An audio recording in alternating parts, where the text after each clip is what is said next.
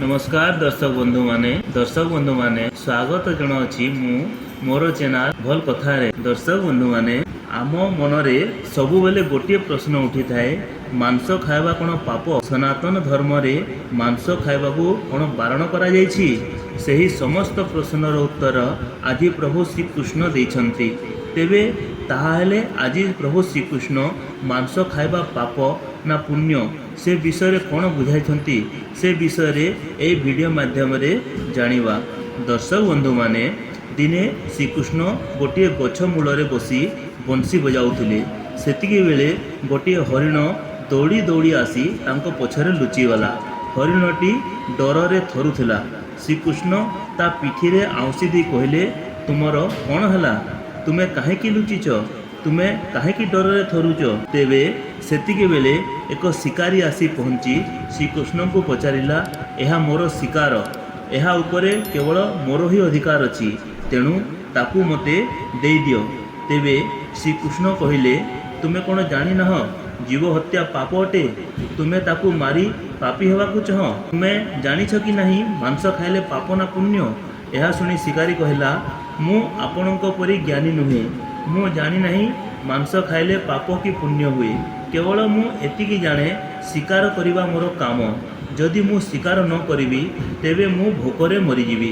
पुणी एही प्राणीटी को मारी मु तार जीवन चक्र को मुक्ति करुछि। मु जहा सुनिछि शास्त्र रे भी मांसाहारी पाई कोनोसी निषेध नाही।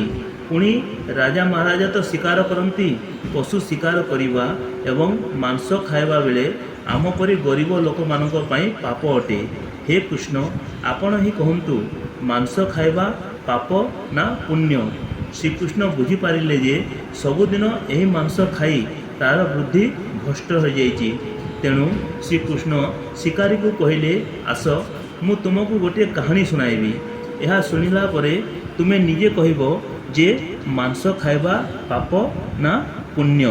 तेबे शिकारी चिंता कला, ठीक अछि, गोटिए कहानी शुणिले मोर समय कटिजिवो एवं कहानी शुणिबा परे एही हरिणर मांस भी खाई पारिबी।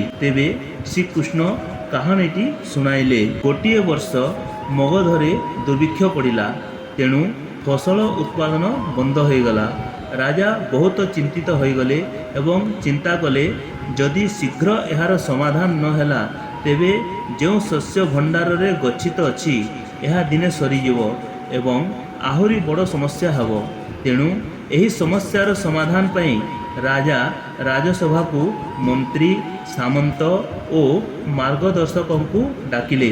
राजा तांको पचारिले, सबुठारु सस्ता खाद्य पदार्थ कौन अटे?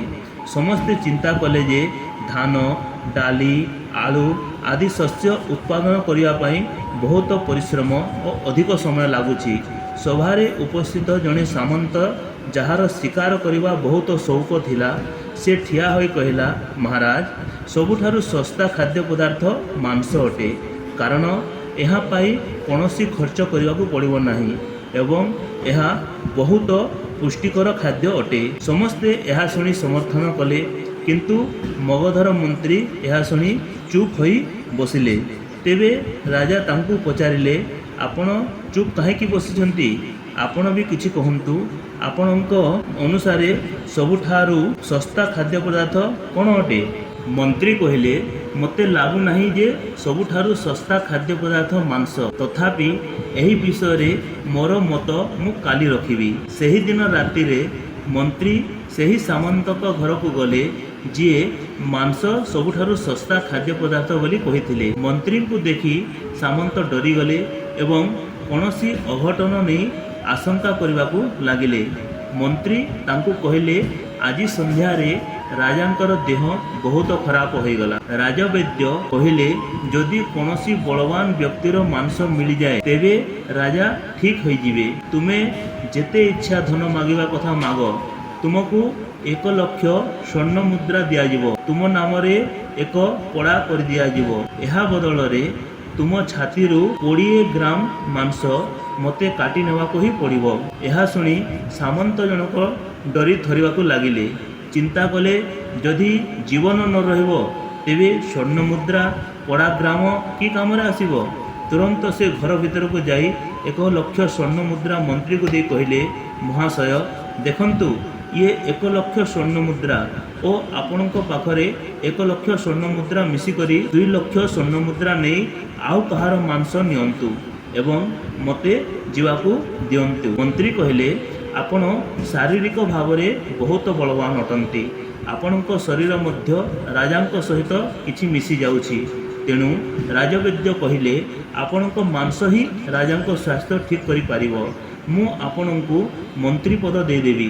ଦରକାର ପଡ଼ିଲେ ମୁଁ ଆପଣଙ୍କ ସେବକ ହୋଇ ରହିବି, କିନ୍ତୁ ଆପଣଙ୍କ ଛାତିର ମାଂସ ହିଁ ଦରକାର। ଏହା ଶୁଣି ସାମନ୍ତ କହିଲା, ଯଦି ମୋ ପାଖରେ ମୋର ପ୍ରାଣ ରହିବ ନାହିଁ, ତେବେ ମନ୍ତ୍ରୀ କିମ୍ବା ରାଜା ପଦ ମିଳିଲେ ମୁଁ କ'ଣ କରିବି? ଆପଣ ମୋତେ ଯିବାକୁ ଦିଅନ୍ତୁ। ଏହା କହି ଘୋଡ଼ା ଉପରେ ବସି ପଡ଼ିଲେ। କିନ୍ତୁ ମନ୍ତ୍ରୀ ଘୋଡ଼ାର ଲଗାମ ଧରି କହିଲେ, ଆପଣଙ୍କୁ ପଳାୟନ କରିବାର ଆବଶ୍ୟକତା ନାହିଁ।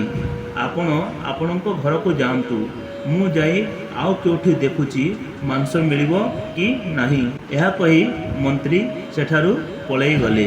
ଏହାପରେ ଆଉ ଜଣେ ସାମନ୍ତଙ୍କ ଘରକୁ ମନ୍ତ୍ରୀ ଗଲେ। ତାଙ୍କୁ ମଧ୍ୟ ମାଂସ ମାଗିଲେ, କିନ୍ତୁ କେହି ନିଜ ମାଂସ ଦେବାକୁ ରାଜି ହେଲେ ନାହିଁ।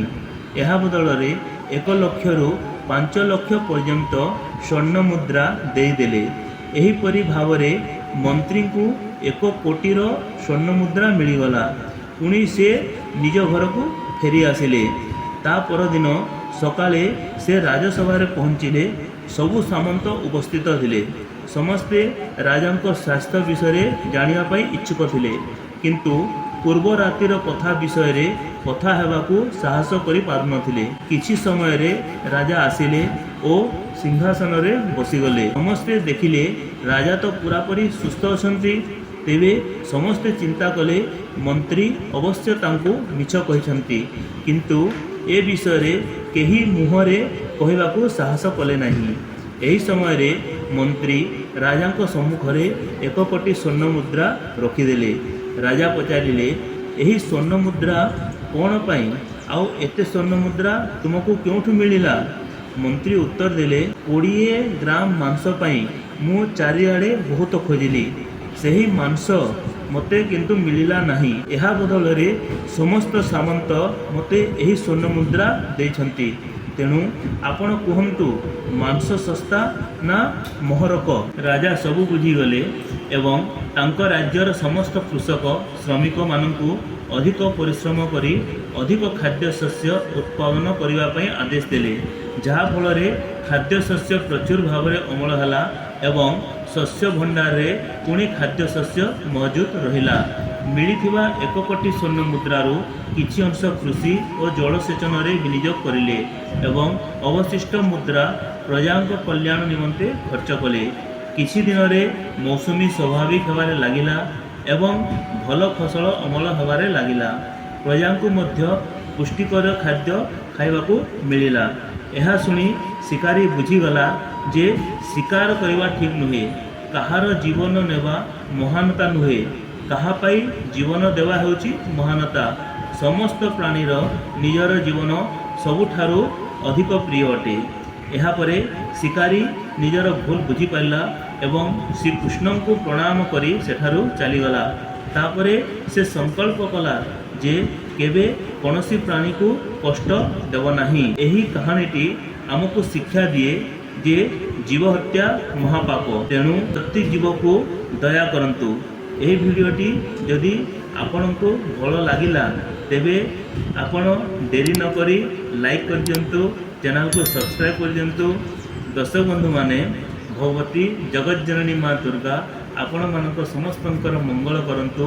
ଏହି ଶୁଭ କାମନା ସହିତ ଆପଣମାନଙ୍କୁ ମୋ ତରଫରୁ ଜୟ ମା ଦୁର୍ଗା।